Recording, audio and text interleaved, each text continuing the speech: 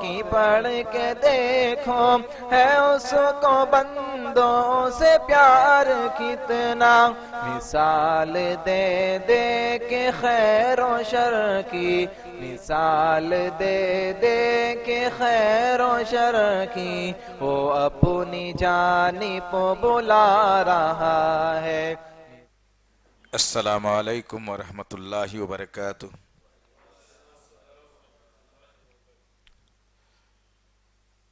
ان الحمد للہ نحمده ونستعینه ونستغفره ونعوذ باللہ من شرور انفسنا ومن سیئات اعمالنا، من یهدی اللہ فلا مضل له ومن یضلل فلا هادی له،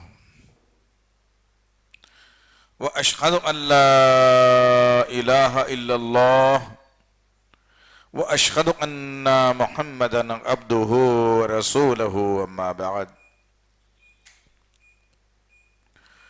فإن خير الحديث كتاب الله وخير الهدي هدي محمد صلى الله عليه وسلم وشر الأمور محدثاتها وكل محدثة بدعة وكل بدعة ضلالة وكل ضلالة في النار۔ قال الله تعالى في القرآن المجيد: أعوذ بالله السميع العليم من الشيطان الرجيم، ختم الله على قلوبهم وعلى سمعهم وعلى أبصارهم غشاوة ولهم عذاب عظيم۔ ربي اشرح لي صدري ويسر لي أمري واحلل عقدة من لساني يفقهوا قولي، رب زدنی علما، آمین رب العالمین۔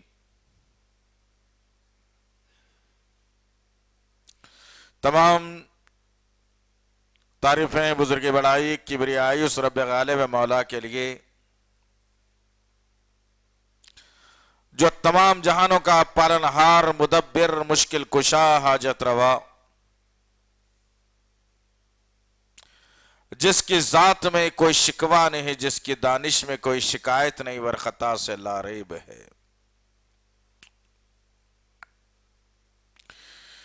درود و سلام محبت وحی کتاب حکمت کے مالک، صاحب تاج و معراج و براق صلی اللہ علیہ وسلم پر۔ برادران اسلام اور پس سے پردہ سننے والی اسلام کی معزز و معتبر خواتین، یہ اللہ کا بے پناہ فضل اور کرم احسان ہے کہ اللہ وحدہ لا شریک لہ نے آج کے اس پرفتن دور میں توحید پر عمل کرنے والا بنایا، اور اللہ کا شکر احسان ہے کہ اللہ وحدہ لا شریک لہ نے قرآن جیسی مقدس کتاب کا پیغام ہر کچے اور پکے مکان تک پہنچانے والا بنایا۔ اللہ کا شکر احسان ہے کہ اللہ وحدہ لا شریک لہ نے آج کے اس پرفتن دور میں ہم تمام کو اللہ اور اس کے رسول کی باتوں کو سننے کے لیے جمع فرمایا۔ برادران اسلام اور اس امت کی غیور خواتین، الحمدللہ، سبحان اللہ و بحمدہ سبحان اللہ العظیم، کافی عرصے کے بعد آج ہم پھر سے اس سلسلے کو شروع کرنے جا رہے ہیں جو سلسلہ مجھے اور آپ کو جنت تک لے جاتا ہے۔ اسی لیے کہ آج کی گفتگو کچھ یاد دہانیوں کے ساتھ شروع کروں تو بہتر رہے گا، بات سمجھ میں بھی آئے گی اور اہمیت بھی معلوم ہوگی انشاءاللہ۔ غرض کہنے کا مقصد یہ ہے کہ میرے اور آپ کے آقا محمد صلی اللہ علیہ وسلم نے ایسی مجلسوں کے تعلق سے بڑی بنیادی اور مستحکم بات ہمیں بتائی، ایک خوشخبری والی بات بتائی، ایک ایمان اور عقیدے کو مضبوط کرنے والی بتائی، ایک اللہ سے تعلق بنانے والی بات بتائی، اور پھر وہ ڈھارس بندھائی میری اور آپ کی کہ جو بھی اللہ اور اس کے رسول صلی اللہ علیہ وسلم کی گفتگو ہوتی ہو اس میں شریک ہوئے بغیر آدمی سمجھتا ہے کہ وہی بات ہوگی، وہی پرانے واقعات ہوں گے، وہی گفتگو ہوگی، لہذا چلتا ہے اس جمعے کو، اس اتوار کو نہ صحیح آئندہ اتوار کو ہفتے کو چلا جاؤں گا، لہذا کچھ دوست احباب آنے والے ہیں ان کا میں انتظار کر کے اپنے دیوان خانے یا چبوترے پہ جو ہے نا اپنی زینت بڑھا لوں گا۔ یہ دکھ کی بات ہے اور یہ نقصان کی بات ہے، اسی لیے کہ مجلس چھوٹی ہی ہے لیکن اس مجلس کی اہمیت اللہ کے پاس اتنی بلند ہے کہ اللہ کے نبی صلی اللہ علیہ وسلم نے فرمایا کہ جہاں اللہ اور اس کے رسول کی گفتگو ہوتی ہے، جہاں اللہ اور اس کے رسول کا تذکرہ ہوتا ہے، اللہ وحدہ لا شریک لہ اپنے مخصوص فرشتوں کو اس مجلس پر بھیج دیتا ہے اور وہ فرشتے اس مجلس پر آتے ہیں اور اپنے پروں میں اس مجلس کو ڈھانک لیتے ہیں۔ مجھے اور آپ کو نظر نہیں آتا، اللہ کے نبی نے بتا دیا، الحمدللہ ہمارا ایمان ہے۔ اللہ کے نبی نے کہا فرشتے آتے ہیں اور اس مجلس کو ڈھانک لیتے ہیں، اور جب یہ مجلس ختم ہو جاتی ہے، جو فرشتے اس مجلس کو اپنے پروں میں ڈھانک چکے تھے اب وہ فرشتے اس مجلس کو چھوڑ کر اللہ کے پاس ذوق در ذوق نکل جاتے ہیں۔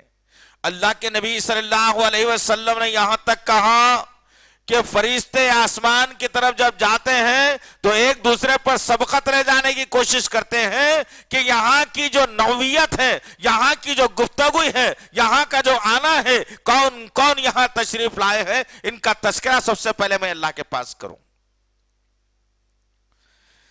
اللہ کے نبی کہتے ہیں کہ فرشتے ذوق در ذوق اللہ کے پاس جاتے ہیں اور اللہ ان فرشتوں کے آنے کے بعد پوچھتا ہے کہ فرشتوں بتاؤ، اللہ تو عالم الغیب ہے لیکن اللہ گواہی چاہتا ہے، اللہ ہر چیز کا گواہ بنانا چاہتا ہے۔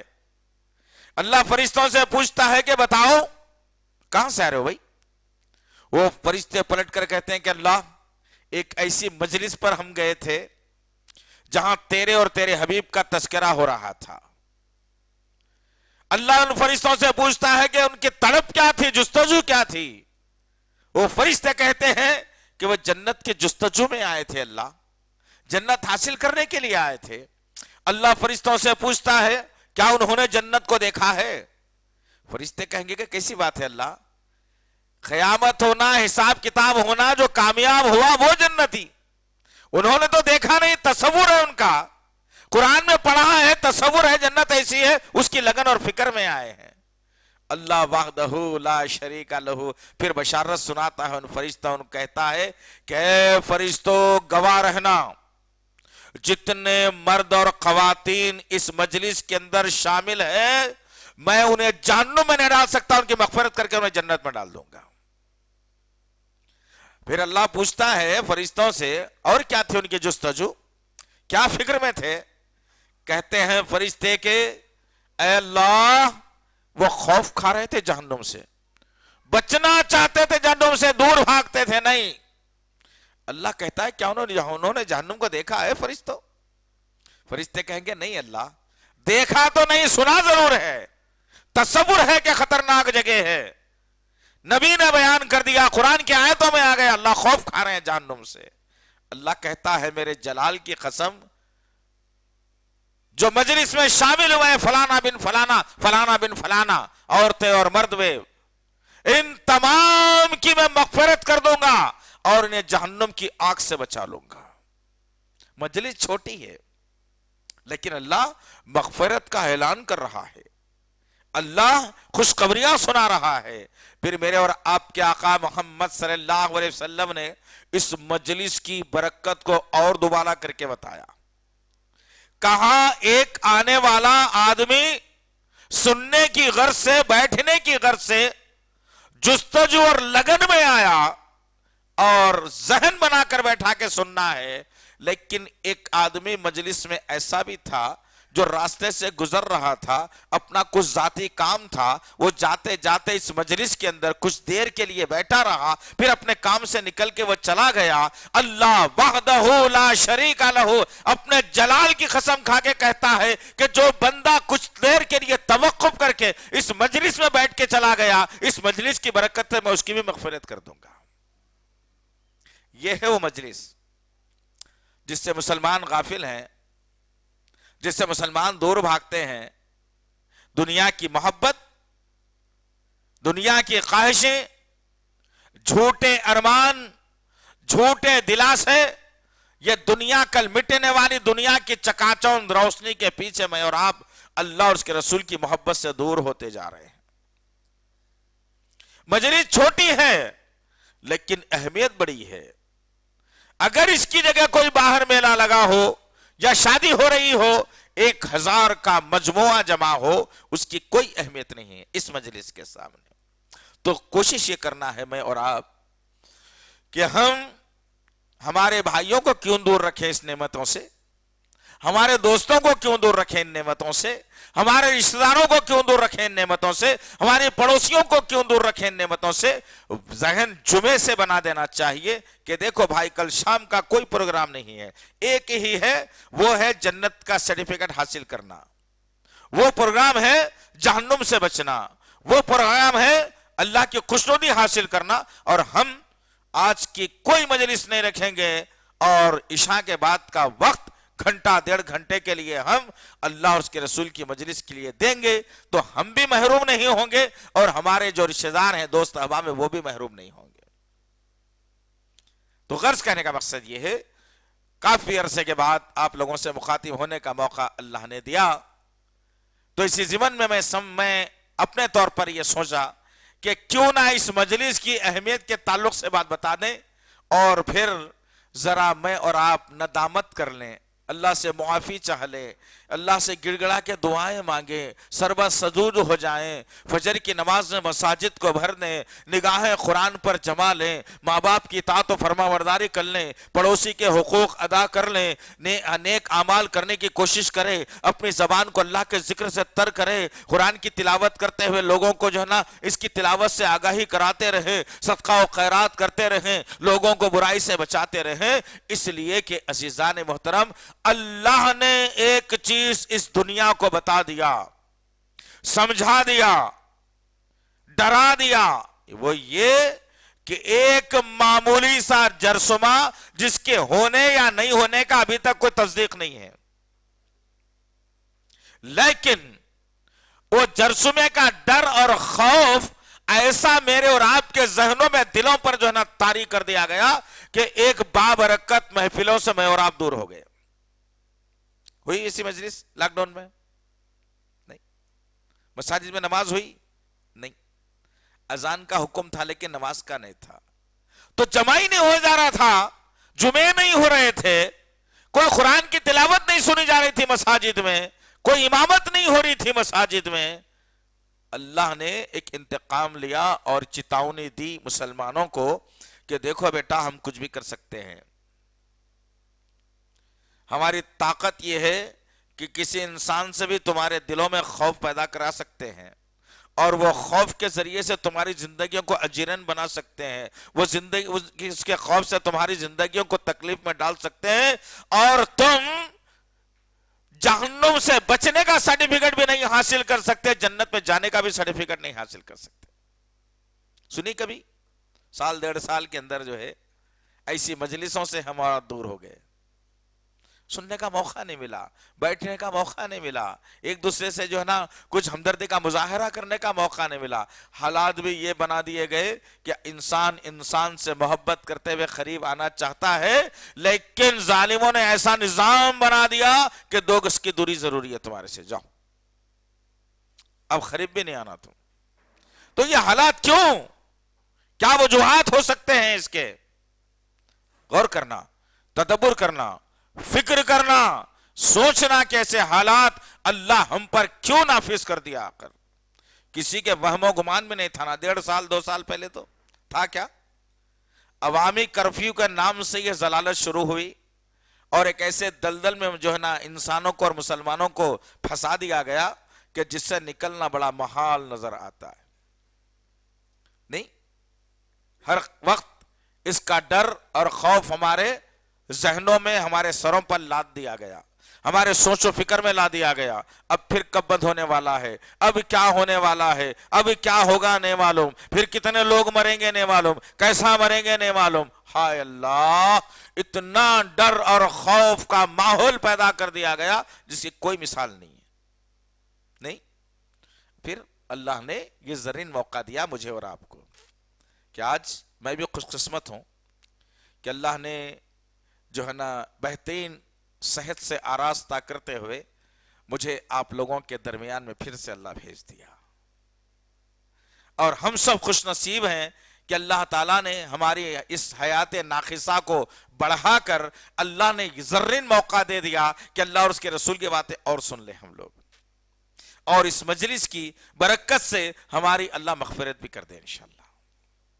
تو غرض کہنے کا مقصد یہ عزیزان محترم کہ آج جو عنوان رکھا گیا ہے، مجھے جو عنوان دیا گیا ہے، وہ عنوان بڑا ہی کربناک ہے اگر ہم غور کرتے ہیں تو۔ عنوان کچھ اس طرح سے بنایا گیا کہ اگر دل مردہ ہو جائے تو، اللہ اکبر، دماغ اگر کمزور ہو جائے تو انسان جیتا ہے، آنکھوں کی بینائی چلے جائے انسان زندہ رہتا ہے، کانوں سے سنائی نہ دے انسان زندہ رہتا ہے، زبان سے بولنے نہ آئے انسان زندہ رہتا ہے، دانت سے چبانے نہ آئے انسان زندہ رہتا ہے، پیر سے چلنے نہ آئے انسان زندہ رہتا ہے، ہاتھوں سے پکڑنے نہ آئے انسان زندہ رہتا ہے۔ لیکن اس انسان کے جسم میں ایک 4 انچ یا 6 انچ کا لوتھڑا ایسا بنا دیا گیا جس کو دل کہا جاتا ہے، وہ چلتا ہے تو انسان چلتا ہے، وہ رک جاتا ہے تو انسان کی ساری زندگی رک جاتی ہے۔ ہم نے کبھی تدبر نہیں کیا اس طرف، ہم نے کبھی غور و فکر نہیں کی اس دل کی طرف، حالانکہ میرے آپ کے سینے میں رکھا ہوا ہے، یہ روز دھڑک رہا ہے، یہ نہ رات کے وقت کبھی ہاتھ رکھ کر کے میں نے دیکھا کہ کتنا چل رہا ہے، نہ دن کے اجالے میں نے دیکھا کہ یہ دل کیا کام کر رہا ہے، دیکھا کبھی؟ فرصت کس کو ہے بھائی؟ ابھی ڈاکٹر صاحب نے بتایا نا کہ ہر انسان بیزی ہے، کیوں بیزی ہے اس کو خود نہیں معلوم، آخر میں مصروف کیوں ہوں، کیا وجہ سے مصروف ہوں مجھے خود نہیں معلوم۔ آج کئی ایکسیڈنٹ اسی فون کے جیسے سڑکوں پہ ہو جا رہے ہیں، آدمی اتنا مصروف ہو گیا کہ دیکھتے دیکھتے گیا، سامنے گاڑی والا مارا اور چلا گیا۔ غیر ضروری مصروفیتیں، اللہ نے کئی نشانیاں دی اور نشانیوں پر غور کرنے کی ضرورت ہے۔ تو مختصر بات یہ ہے کہ یہ دل کے لوتھڑے کی طرف اس پر جو ہے نا ذہن ڈالیے، یہ تر و تازہ ہوتا ہے، یہ حقیقت میں طاقتور ہوتا ہے، یا یہ پاورفل ہوتا ہے، یہ بیمار نہیں ہوتا، یہ ہر وقت بہترین حرکت کرتا ہے، تو میرے سارے اعضاء اس کا سپورٹ کرتے ہیں اور یہ سارے اعضاء کو سپورٹ کرتا ہے۔ اگر یہ مردہ ہو جائے، اللہ وحدہ لا شریک لہ نے بہترین بات بتا کر قرآن مجید میں کہا، ان اللہ علیم بذات الصدور۔ صدر نہیں کہا، بھئی کسی کے سینے میں 2 دل ہیں کیا؟ نہیں، ہر ایک سینے میں ایک ہی دل ہے بائیں جانب۔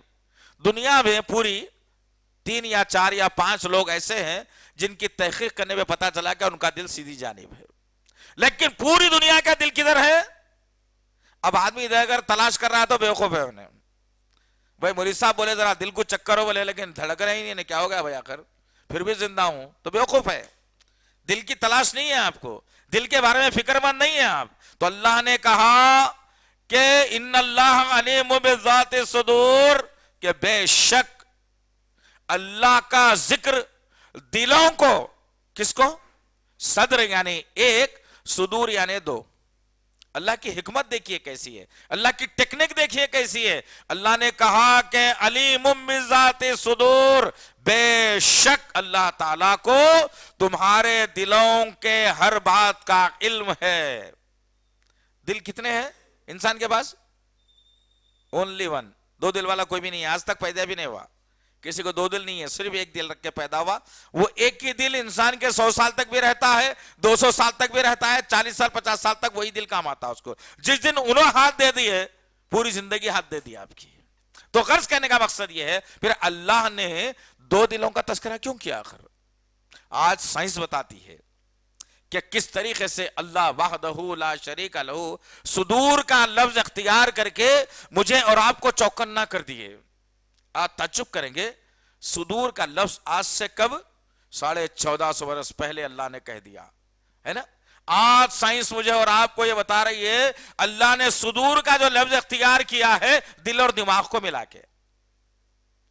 دماغ جو سوچتا ہے وہ دل کرتا ہے، دل جو کرتا ہے وہ دماغ وہ سوچتا ہے. دونوں کا تعلق بڑا گہرا ہے. اس کو باتوں کو ذرا ذہن میں رکھیے، آگے کام آئیں گے انشاءاللہ. یہ دونوں کا تعلق بڑا گہرا ہے، اسی لیے اللہ رب العزت نے کہا کہ صدور کا لفظ اختیار کیا. دل اور دماغ، دماغ اور دل دونوں جدا جدا نہیں ہو سکتے. یہ جو بول دیا انہیں فوری کر لیتا، انہیں جو بول دیا انہیں فوری کر لیتا. دیری نہیں ہوتی. اولاد اپنے ماں باپ کی بات سننے میں دیری کر سکتی ہے، شوہر اپنے بیوی کی بات یا بیوی اپنے شوہر کی بات سننے میں دیری کر سکتی ہے، لیکن دل اور دماغ کبھی ایک دوسرے سے جدا نہیں ہو سکتے. اللہ نے تبھی تو صدور کا لفظ اختیار کیا. الذی یوسوس فی صدور الناس،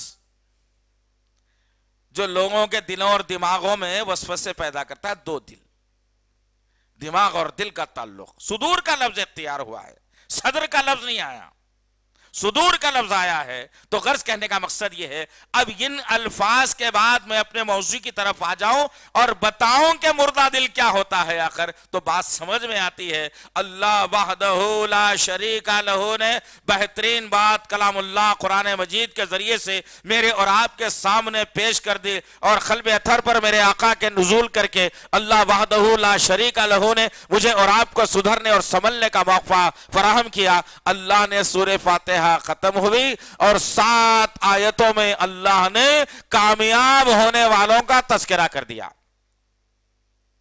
6 صفات. الذین یؤمنون بالغیب یقیمون الصلاۃ ومما رزقناہم ینفقون والذین یؤمنون بما انزل الیک وما انزل من قبلک وبالآخرۃ هم یوقنون. 6 لفظ اللہ نے اختیار کیے. 6 نکات کی بات کر کے اللہ کہتا ہے اولئک علی ھدی من ربہم. یہ 6 نکات جو استعمال کرتے ہیں یہ اللہ کی طرف سے ہدایت یافتہ بندے ہیں. واولئک ھم المفلحون، اور یہی لوگ ہیں جو کامیاب ہونے والے ہیں. اللہ اکبر. جن کے دل زندہ ہیں وہ غیب پر ایمان لاتے ہیں، جن کے دل زندہ ہیں نماز قائم کرتے ہیں، جن کے دل زندہ ہیں وہ اللہ کے راستے میں خرچ کرتے ہیں، جن کے دل زندہ ہیں وہ روز قرآن کو پڑھتے ہیں، جن کے دل زندہ ہے وہ پرانی کتابوں پر ایمان رکھتے ہیں، جن کے دل زندہ ہے وہ آخرت سے خوف کھاتا ہے. اللہ نے یہاں پر یہی بات کہتے ہوئے اس کے بعد 8ویں نمبر کی آیت میں اللہ وحدہ لا شریک لہ نے کہا ان الذین کفروا سواء علیہم انذرتہم ام لم تنذرہم لا یؤمنون. ختم. کہیں یہ زمرے میں اور آپ تو شامل نہیں ہو رہے ہیں. محاسبہ کر کے جانا ہے. انسان خوشی بتا کے غم دے دیتا، اچھی چیز بتا کے دھوکہ دے دیتا، صراط مستقیم کی تیاری میں دھوکہ دے دیتا. تو غرض کہنے کا مقصد یہ ہے اللہ نے کہا کہ نبی کریم صلی اللہ علیہ وسلم یہ جو 6 صفات والے ہیں نا یہ کامیاب ہونے والے ہیں. اس کے بعد تم دنیا میں یہ دیکھو کہ جس کے سامنے اچھی بات بتائی جا رہی ہو، نصیحت کی جا رہی ہو، ڈرایا جا رہا ہو، سمجھایا جا رہا ہو، وہ بات کو سننے کے بعد اگر انسنی وہ کر رہا ہے ان الذین کفروا. یہ 6 صفات سننے کے بعد आखिरत पर ईमान को छोड़ दे के, अल्लाह पर ईमान को छोड़ दे के अपनी मनमानी जिंदगी अगर गुजारोगे तो इन्नल लज़ीना कफरू, बेशक इन लोगों ने कुफ्र किया। अल्लाहु अकबर। काफिर किसको बोला जाता है पता है कुछ भी? हमारे पास काफिर जो है ना, ये जो गैर मुस्लिम है ना, बुट्टू लगाने वाले, मंदिरों में फिरने वाले, इनको हम काफिर कहते हैं। हकीकत में ये काफिर नहीं है, इनको मुशरिक कहा जाता है। काफिर कौन है? जिस तरीके से मुनाफिक होता है मुसलमानों की सफों में, काफिर भी वैसे ही होता है। काफिर के माने हैं, काफिर किसान को भी बोला जाता है, मालूम ना? किसान, फार्मर, जो हल जोतने वाला हो, बीज डालने वाला हो, खेती करने वाला हो, उसको भी काफिर कहा जाता है। क्यों? वजह क्या है? उसको इसलिए काफिर कहा जाता है कि उसे पता है कि काफिर के माने ये हैं कि हकीकत को जानने के बाद, सच्चाई को रखने के बाद उसके खिलाफ करना और सच्चाई को छुपा देना, बनावटी उसूल ले लेना, गैर गलत बातों पर अमल करना, ये कुफ्र की अलामत। इसलिए किसान को मालूम है कि एक दाना है, वो दाना जमीन में छुपा देता हूं, जानते बुझते छुपा रहा है, इसलिए उसको भी काफिर कहा गया। अल्लाह वहदहु ला शरीका लहू ने कहा, इन्नल लज़ीना कफरू सवाउन अलैहिम अअंज़रतहुम अम लम तुनज़िरहुम ला युमिनून। गौर करना, कुरान तदब्बुर वाली किताब है। अल्लाह ने कहा बेशक जिन लोगों ने इन बातों को छोड़कर अपनी मनमानी कर ली ना, वो कुफ्र कर रहे हैं। अब जो कुफ्र में लग गया, चाहे तुम उसे डराओ या उसे समझाओ, वो हरगिज़ ईमान लाने वाला नहीं है। अल्लाहु अकबर। अब मैं और आप अपने जरा जिंदगी का मुहासबा करना, आगे बात आएगी इंशाअल्लाह, मुहासबे की बात आएगी इंशाअल्लाह, दिल मुर्दा हो जाए तो। उसके बाद अल्लाह वहदहु ला शरीका लहू ने कहा कि ये लोग ईमान हरगिज़ नहीं लाएंगे, खत्म करो उनका किस्सा। हम बताए ना ये करना है, गैब पर ईमान लाओ, नहीं लाएंगे। अज़ाब खबर है क्या? जादू है क्या? मरने के बाद फिर उठाया जाएगा क्या? अरे ऐसा अल्लाह जुल्म करता क्या? नए नए सवाल आ गए मुसलमानों के पास, ईमान नहीं लाएंगे लोग, ऐसे सवालात के अंदर पड़े रहेंगे। नमाज कायम नहीं करेंगे, सुनेंगे नमाज कायम करना है कामयाब होने वालों में, लेकिन नमाज कायम नहीं करेंगे। करेंगे भी तो अपनी मर्जी से करेंगे, 5 को 4 करके करेंगे, 5 को 3 करके करेंगे, बास तो ऐसे भी करेंगे कि 5 को मुकम्मल तौर पे खत्म करके 1 पे ला लेंगे, जुम्मे को जुम्मा। फिर अल्लाह वहदहु ला शरीका लहू ने कहा ये लोग ईमान नहीं ला सकते, तो सबसे पहला तज़किरा अल्लाह वहदहु ला शरीका लहू कर रहा है, खतम अल्लाहु अला कुलूबिहिम। जाओ, जो ईमान ला करके अमल करना था नहीं करके कुफ्र को खरीद लिया, अब उसके सबसे पहले हम दिल पर मोहर लगा देंगे, मुर्दा कर देंगे उसके दिल को, खत्म। उसके बाद क्या करेंगे? जब दिल मुर्दा हो जाए तो उसके बाद क्या करेंगे? खत्म अल्लाहु अला कुलूबिहिम व अला समीइहिम। सुनेगा, हम भी सुनते हैं ना, जुमे के खुतबे में भी सुनते हैं हम लोग, ऐसा बैठ के इमाम के करीब होकर सुनते हैं हम लोग, लेकिन बाहर निकल के क्या करते हैं? करते वो जो सुन रहे हैं, समझो बात को। कुरान का फलसफा है ये, कोई मामूली बात नहीं है। कुरान का हुक्म है, कोई मामूली बात नहीं है। सुनते जरूर हैं हम भी, लेकिन दिलों पे मोहर लगने के बाद क्या होता है पता है? सुनते जरूर लेकिन अमल नहीं करते। तो इसमें सबसे पहले खल्ब का तस्करा आ गया, खत्म अल्लाहु अला कुलूबिहिम। फिर यहां पे अल्लाह ताला कुलूबिहिम, 2 लफ्ज 2 दिलों का जो ना इस्तेमाल कर रहा है। बात को गौर करते हुए चलना भाई, साथ साथ चलेंगे तो मजा भी आएगा इंशाअल्लाह, समझ में भी आएगी बात। तो यहां पे भी अल्लाह ताला 2 दिलों का तस्करा कर रहा है। जब दिल इंसान का मुर्दा हो जाता है तो दिमाग सोचने समझने की सलाहियत छोड़ देता। समझ में आ रही बात? दिल जिंदा है, दिमाग मर गया, नामुमकिन सी बात है। दिमाग मर गया, दिल जिंदा है, नामुमकिन सी बात है। दिल मुर्दा, दिमाग भी मुर्दा। अब कुलूबिहिम व अला अबसारिहिम, अल्लाहु अकबर। देखेगा आंख से देखेगा कि ये हक है, ये किताब हक है, मेरे घर में रखी हुई है, सच्ची किताब, कोई इसके अंदर गलती नहीं है। लेकिन क्या करेगा भाई? दिल ही मुर्दा है उसका, तो दिमाग कबूल करेगा क्या? अगर मुसलमान अगर दिल और दिमाग से इस किताब को कबूल कर लिए होते तो आज जितने झंडे पंजे दरगाह शिया राफजी कादियानी जो भी है बहरहाल ये जमीन में दफन हो गए होते। कहां है हमारे पास? सब चीजें हमारी आंखों के सामने हो रही, साल का उरस हमारे आंखों के सामने हो रहा, बरसी हमारे आंखों के सामने हो रही, झंडे हमारे सामने उठाए जा रहे, लोगों के पैरों पे सर हमारे सामने झुकाया जा रहा। क्या ये दिल कभी इस बात की गवाही दिया कि ये गलत है, नहीं करो बोलने के वास्ते? कभी करे? नहीं करे ना। इसीलिए कि दिल मुर्दा है। फिर अल्लाह ताला क्या बोल रहे हैं मालूम आपको? खतरनाक बात है, इसको जहन में रख लीजिए। जब किसी का दिल मुर्दा हो जाता है और फिर उसकी निगाहें हक को तलाश नहीं करती, उसके कान हक सुनना पसंद नहीं करते और सुनता है तो अनजान मार देता है, तो अल्लाह ताला कह रहे हैं कि शाबा, चलो जिस तरीके से खबर को बरज़ख कहा गया, तुम्हारे और खबर के दरमियान में एक पर्दा है। अज़ाब खबर कैसा होता है किसी ने नहीं देखा, देखा किसी ने? एक बरज़ख कहा गया उसे कि एक पर्दा है तुम्हारे और मुर्दे के दरमियान में, तुम नहीं देख सकते उसे। उसी तरीके से अल्लाह वहदहू ला शरीका लहू उससे भी ज्यादा खतरनाक अल्फाज यहां इख्तियार करते हुए कहता है गिशावत, एक ऐसा पर्दा डाल दिया गया है तुम्हारे दिमागों के ऊपर, तुम्हारे कानों के ऊपर, तुम्हारी आंखों के ऊपर, तुम्हारे दिलों के ऊपर। अब तुम कुछ भी नहीं कर सकते, बराए नाम एक जिंदा लाश जी सकते हो।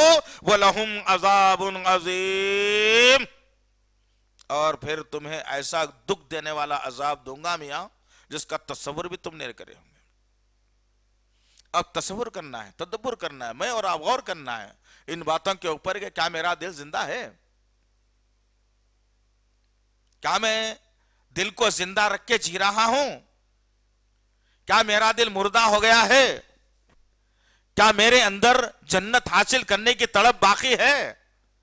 क्या मुझे कभी खौफ लगता है दिन के 24 घंटों में 2-3 मरतबा कि जहन्नुम से बच जाऊं? क्या मैं 2-3 मरतबा ये तस्वुर करता हूं कि मेरी हालत ईमान की हालत में आएगी या नहीं आएगी? क्या मैं ये गौर फिक्र करता हूं कि मरने के बाद अज़ाब कब्र मुझ पर होगा? क्या मैं अज़ाब कब्र से बचने वाला हूं? ये तदब्बुर, ये तस्वुर खत्म हो गया ना हमारा। रोज खा रहे हैं अल्लाह का रिस्क, रोज पी रहे हैं अल्लाह का पानी, रोज ले रहे हैं सांस। अब तज्जुब करेंगे, अभी जब बीमारी आई थी तो इस बीमारी में कितने लोग ऑक्सीजन नहीं मिलने से मर गए, पता है ना? इल्म तो होगा ना कुछ आप लोगों को। और जो इस्तेमाल कर रहे थे ऑक्सीजन हजारों रुपयों का। और तज्जुब करेंगे इन्हीं हालात के अंदर कुछ साइंटिस्टों ने एक नई इजाद और जो है ना तहकीक की कि एक दिन में इंसान के लिए जो सिलेंडर चढ़ाए जा रहे हैं वो बस नहीं हो रहे उसको। यो देखे देखे तक सिलेंडर खत्म, फिर दूसरा लगा दो। अरे ये छोटा मिला भाई, जरा बड़े साइज का लाओ, ये देखे देखे तक खत्म हो रहा है। 2 घंटे में नहीं चल रहा, खत्म हो जा रहा भाई। अब यानी बनावटी ऑक्सीजन खत्म हो रहा है। इस पर तहकीक हुई और मैं और आप अपने दिल को जिंदा करने की जरूरत है और रब के हुजूर सर्वत सजूद होने की जरूरत है कि आज बरसों से, आज मेरी उम्र 60 साल की है, यहां बैठने वालों में कोई 25 का होगा, कोई 30 का होगा, कोई 20 का होगा, कोई 40 का होगा, कोई 45 का होगा, कोई 50 का होगा, या मुझसे कोई बड़ा भी होगा। लेकिन तदब्बुर और तस्वुर हमने नहीं किया और अल्लाह का कभी हमने शुक्र अदा नहीं किया। दिल जिंदा हो तो ये तमाम सिफात हमारे अंदर पैदा होंगे अल्लाह का शुक्र अदा करने के कि एक दिन में एक इंसान 13 लाख रुपए की ऑक्सीजन लेता है 24 घंटे में। अब जरा इंटू करके जरा घर में बैठो, फोन लो या कैलकुलेटर लो या सिस्टम पे बैठो, हिसाब डालो कि एक दिन में 13 लाख की मैं जो है ना ऑक्सीजन ले रहा हूं मेरे रब की, तो मेरी उम्र 40 वर्ष की है भाई। अल्लाह अकबर। रब ने कभी शिकायत नहीं की मुझसे, रब ने मुझसे ये नहीं कहा क्या बेटे नहीं झुकाता सर, नहीं देता ऑक्सीजन, नहीं बोला रब। शुक्र अदा करो उसका। खैर दिलों को जिंदा रखो, बातें समझ में आएगी इंशाअल्लाह। आज दिल मुर्दा है उम्मत मुस्लिमा मरहुमा के, मुर्दा कौम मुसलमानों पर हुक्मरानी कर रही है। इससे बड़ी अलमिया और क्या हो सकता है हमारे लिए? जिनको खड़े रहकर पेशाब करके शर्मगाह धोने का तरीका नहीं मालूम, آج ان کو حکمران مسلمانوں کو تسلیم کرنا پڑ رہا ہے. کیوں؟ یہ دل مردہ ہے. سوچو، اللہ نے صرف ایک بیماری کا اشارہ دیا، اگر ایک دن کے لیے، ایک گھنٹے کے لیے، آدھے گھنٹے کے لیے، ایک 5 منٹ کے لیے اللہ کے توفیق قدرت سے اگر اللہ اپنی طاقت کے ذریعے سے اگر آکسیجن کو آسمان پہ اٹھا لے تو کیا ہوگا؟ کچھ کر سکیں گے؟ ہاں؟ کچھ کر سکتے؟ کچھ نہیں کر سکتے. پھر کیوں یہ دل کو ہم زندہ نہ رکھے جس میں رب کی یاد ہو، جس میں نبی کا فرمان ہو، جس میں نبی سے محبت ہو، جس سے انسانیت سے محبت کر سکو؟ وہ زندہ دل چاہیے. جب تک کہ زندہ دل تھے، 313 کی تعداد 1000 کو پچھاڑ کے بتا دی، ابھی دل زندہ ہے ہمارے. مردہ دلوں کو پچھاڑ دیا، بتا دیا میدان احد میں صحابہ کرام نے، بتا دیا حنین کے اندر صحابہ کرام نے، ہم زندہ دل ہیں. الحمدللہ ہمارے دل زندہ ہیں، ہم کبھی باطل کو گوارا نہیں کر سکتے. آج کیا ہو گیا بھائی؟ ہاں، دل اتنے مردہ ہو گئے کہ رمضان کا 1 مہینہ مجھے اور آپ کو تربیت کے لیے دیا جاتا ہے، لیکن میں کیا کرتا ہوں بھائی، مجھے کھانے کے بعد گٹکا کھانے کی عادت ہے، میں برداشت نہیں کر سکتا. سحر کے بعد جلدی سحر کر لے کے 2 گٹکے کھا کے انسان روزہ رکھ رہا ہے. مردہ دل کی نشانی. جیسے ہی افطار کا وقت ختم ہوا، مغرب کی سلام پھیر لیا گیا، سب کے سب ہوٹلوں میں اور پان کے ڈبے پہ نظر آئیں گے، مجھے دینا مجھے دینا. مردہ دل کی نشانی. جبکہ میرے اور آپ کے آقا محمد صلی اللہ علیہ وسلم نے بڑی جامع اور زبردست بات بتائی. اللہ کے نبی کہتے ہیں کہ جب انسان گناہ پر گناہ کرنے لگتا ہے اور توبہ نہیں کرتا، توبہ کی توفیق اس سے چھین لی جاتی ہے، اور وہ گناہ پر گناہ جب کرتے جاتا ہے تو اللہ وحدہ لا شریک لہ اس کے لال خون آلود جسم، اس دل کے اوپر ایک تل نما کالا دھبا پیدا ہو جاتا ہے، عورت ہو یا مرد ہو، انسان کے لفظ. جب وہ دھبا پیدا ہو گیا، گناہ کر رہا ہے انسان، اور اللہ کے نبی فرماتے ہیں کہ وہ دھبا بڑھتے بڑھتے بڑھتے بڑھتے بڑھتے بڑھتے ایک وقت ایسا آ جاتا ہے کہ انسان کا پورا دل کالا ہو جاتا. پھر اللہ کے نبی صلی اللہ علیہ وسلم نے کہا، اس کالے دل والے انسان کے سامنے آپ کتنی ہی دلیلیں دو، کتنی ہی اچھی بات کرو، سارے کا سارا قرآن کھول کے رکھ دو، سارے کے ساری توحید کھول کے رکھ دو، ساری کی ساری اچھی باتیں کھول کے رکھ دو، اس کے دل پر کوئی اثر نہیں ہوتا. یہ مردہ دل کی نشانی ہے. اب میں اور آپ ذرا چیک کرنا بھائی، میں اور آپ ذرا چیک کرنا کہ میرا دل زندہ ہے یا مردہ ہے. چیک کرو نا. اللہ اختیار دیا ہے. انسان ذرا سا بخار آ جاتا ہے تو ڈاکٹر کے پاس جا کے تھرمامیٹر لگا کے پوچھتا ہے بھی کتنا ہے بتاؤ. اگر تھوڑا سا زیادہ اگر ہو جاتا ہے اس کے باڈی کے لیول کے حساب سے تو انسان پریشان ہو جاتا ہے، کہتا ہے کہ ہائے 101 بخار آ گیا بھائی، اب ٹھنڈے پانی کے پٹیاں ڈالے جائیں، اب غذا میں تبدیلی کی جائے، اب کچھ ٹھنڈا استعمال کیا جائے، اب یہ بخار کو کم کیا جائے، کہیں ایسا نہ ہو یہ بخار کہیں اور چلا جائے. ہوتا ہے نا. لیکن کیا کبھی گناہوں کے ٹیمپریچر اور اپنے دل کی مردہ پن کو جانچنے کا کبھی موقع ملا مجھے اور آپ کو؟ کبھی ہم نے بیٹھ کر یہ تصور کیا کہ یہ جو دل ہے میرا، یہ جو مردہ ہو چکا ہے، اس کو زندہ میں کیسے کروں؟ ہاں؟ فجر کی نماز میں امام مؤذن پکار رہا ہے الصلاۃ خیر من النوم، برسوں سے سن رہے ہیں نا، ایک مسجد سے نہیں بھائی، ایک ہی مسجد سے نہیں، محلے کے جتنی مسجدیں ہیں جہاں آپ کا گھر ہے تمام مسجدوں کی آواز آپ کے گھر سے ٹکراتی ہے، آپ کے کانوں سے ٹکراتی ہے، آپ کے ضمیر کو جگاتی ہے. لیکن دل مردہ ہو تو ضمیر کہاں سے جاگے؟ فجر کی اذان میں جو ہے مؤذن پکار رہا ہے الصلاۃ خیر من النوم، میں ایک کان سے سن رہا ہوں اور پلٹ کر سو رہا ہوں کہ بھئی ابھی تو سویا تھا 2 گھنٹے پہلے، نیند پوری نہیں ہوئی. مردہ دل کی نشانی. آدمی کو اللہ نے چہرے پر، مرد آدمی کو داڑھی دی رکھنے کے لیے. اب آدمی آئینے کے سامنے کھڑے ہو کر گھس گھس کے نکال رہا ہے مردہ دل کی نشانی. جھوٹ نہ بولو میاں، گناہ کا کام ہے، لیکن میں سمجھتا ہوں کہ بھائی تجارت میں جب تک جھوٹ نہ بولو کہاں سے چلتا ہے بھائی. سچ اگر بولتے رہوں گا تو میری تجارت ہی نہیں چلے گی. مردہ دل کی نشانی. اللہ کے نبی کا فرمان آ گیا یہ کرنا ہے. نہیں نہیں بھائی دیکھو اب معاشرہ ماحول بھی تو کوئی چیز ہے نا. اب ایسا اتنا ٹائٹ لے کر چلیں گے تو نہیں بننے والی ہے بات، لہذا تھوڑا ایسا بھی کرنا پڑتا ہے. مردہ دل کی نشانی. اللہ کے نبی نے کہا جہیز مت لو، شادی کو آسانی سے کرو، لڑکی والوں پر بوجھ مت ڈالو، اپنے ہونے والی بیوی کو نقد مہر دو، اس سے جوڑے کی رقم یا جہیز کا مطالبہ مت کرو، اس کے ماں باپ کو ستاؤ مت، تکلیف مت دو. اب آدمی جو ہے مہر کو بعد میں رکھ رہا ہے، باقی کبھی زندگی میں دے دوں گا، لیکن جوڑے کی رقم نقد دے دو بھائی، جہیز بھی دے دو بھائی. فقیری کی انتہا ہو گئی. یہ مردہ دلوں کی نشانی ہے. تصور کرو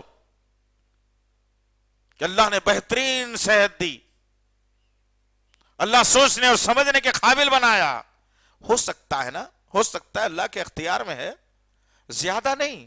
یہ جو رگے ہیں نا دماغ میں، صرف سر کی بات بتا رہا ہوں، پورے بدن کی نہیں.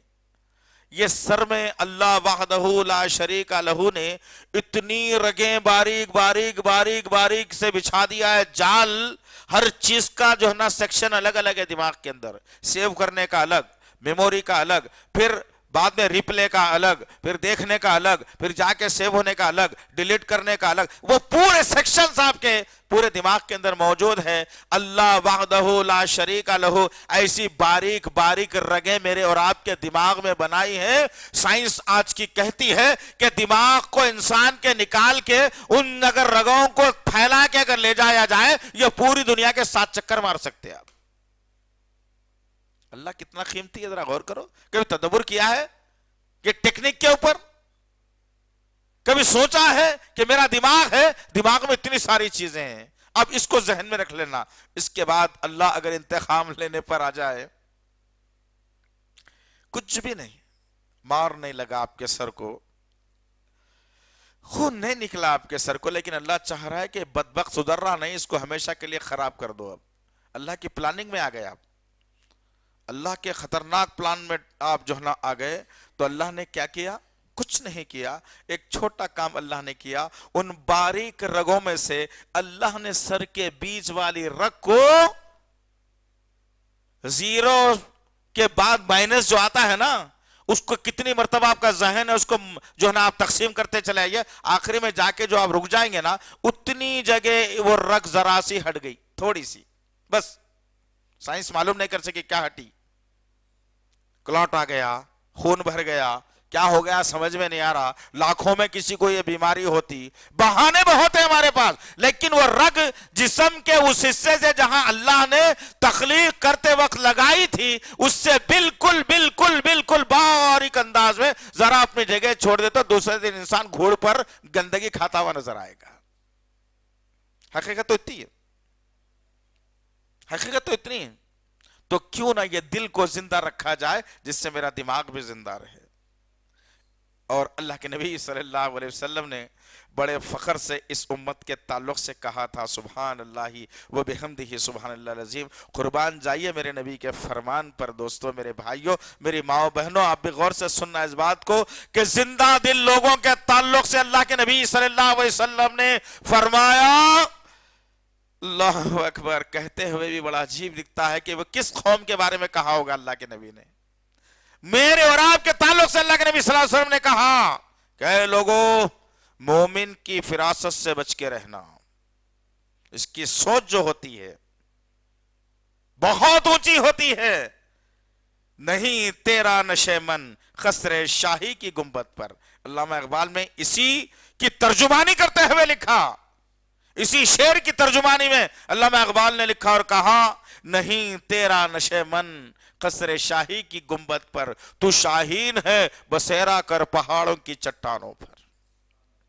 یہ شان ہے. ہماری یہ شان ہے، مسلمانوں کی یہ شان ہے، انسان کی یہ شان ہے. کس کی شان ہے بھئی؟ جس کے دل زندہ ہے. مردہ دل اگر ہو جائے انسان تو ابو جہل کے سامنے آیتوں کا نزول ہو رہا ہے، نہیں مانا. مردہ دل اس کا نام ہے. ابو لہب کے سامنے اللہ کے نبی صلی اللہ علیہ وسلم کے جو ہے نا معجزات پورے ہو رہے ہیں، پھر بھی نہیں مانا. مانا نہیں مانا. یہ مردہ دلوں کی نشانی ہے. جن کے ہاتھ بھی ہوتے ہیں، جن کے پیر بھی ہوتے ہیں، جن کی آنکھیں بھی ہوتی ہیں، جن کے کان بھی ہوتے ہیں، جن کا دل بھی ہوتا ہے، جن کا دماغ بھی ہوتا ہے، لیکن ختم اللہ علی قلوبہم، ان پہ مہر لگا دیا جاتا ہے کہ اب یہ نہیں، ناکارہ ہے، سب کچھ دے دو اسے. سوچو ذرا کہ ہمارے دل زندہ ہیں یا ہمارے دل مردہ ہیں. فکر کرنے کی ضرورت ہے. مردہ دلوں کا کوئی مقام نہیں ہے. اسی لیے تو اللہ کے نبی صلی اللہ علیہ وسلم نے واضح کہا کہ اس انسان کے بدن کے اندر ایک لوتھڑا ہے جس کو دل کہا جاتا ہے، اس کو ہمیشہ سنبھال کے رکھا جائے، اس کو بگڑنے سے روکا جائے، اس کو ہمیشہ تر و تازہ رکھا جائے. تر و تازہ کیسے رکھے؟ کیا آپ جو ہے نا سمندر کا پانی لا کے ڈالیں گے؟ کیا زیتون کا تیل اسے پلائیں گے؟ نہیں. جو اللہ اور اس کے رسول کے فرامین ہیں، جو قرآن کے احکامات ہیں، جو ذکر و اذکار کرنے کا حکم دیا گیا ہے، بس اس پر عمل کر لیا جائے، دل زندہ ہے انشاءاللہ. تڑپ جانا انسان سینے میں ایک ٹیس ہو جانا ہے کہ بھئی اللہ، ایسے حالات پیدا ہو رہے ہیں، ایسے حالات ہو رہے ہیں، یہ میرے سامنے معاملہ ہو رہا ہے اور میں کچھ نہیں کر سک رہا ہوں. تڑپ پیدا ہونا یہ زندہ دل کی نشانی ہے. کہاں ہے بھئی زندہ؟ آج آپ تعجب کریں گے، میں ذمہ داری کی باتیں بولتا بھی ہوں اور دیتا بھی ہوں، اور انفارمیشن بڑی مشکل سے نکال کے امت کے سامنے رکھنے کی جرت اور کوشش بھی کرتا ہوں. پورے ہندوستان بھر میں زندہ دل لوگ اٹھو، مردہ دل لوگ کچھ نہیں کر سکتے. یاد رکھا، زندہ دلوں کی طرف سے ہی انقلاب بپا ہوتا ہے.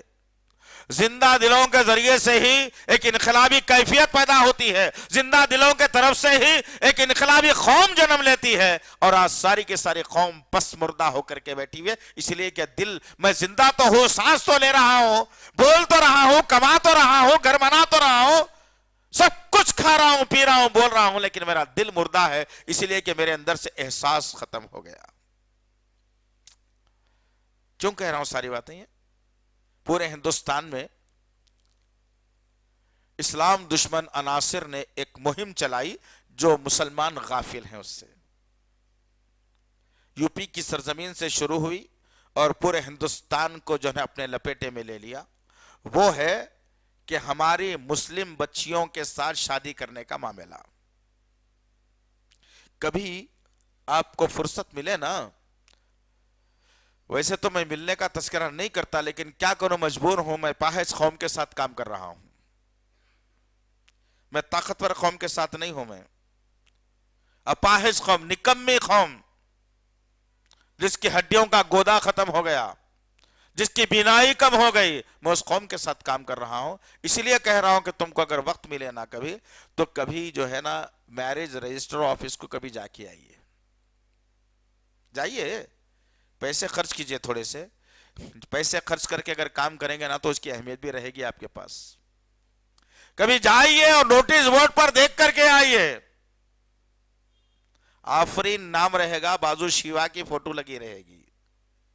30 دن کا ٹائم دیا جائے گا. 30 دن میں کوئی کلیم کر سکتا ہے تو آفرین کی شادی رک سکتی ہے، ورنہ 30 دن کے بعد اس ہندوستان کا قانون ایسا بنا دیا گیا، ماں باپ، بھائی بہن، رشتہ دار، لیڈر، مسجد کا امام، مفتی، سب پوڑی میں گئے، کچھ بھی نہیں. اب 30 دن کے بعد وہ بچی کو آزادی مل جاتی ہے کہ وہ بچی 30 دن کے بعد شیوا سے شادی کر کے لیونگ پارٹنر کے تحت زندگی گزار سکتی ہے.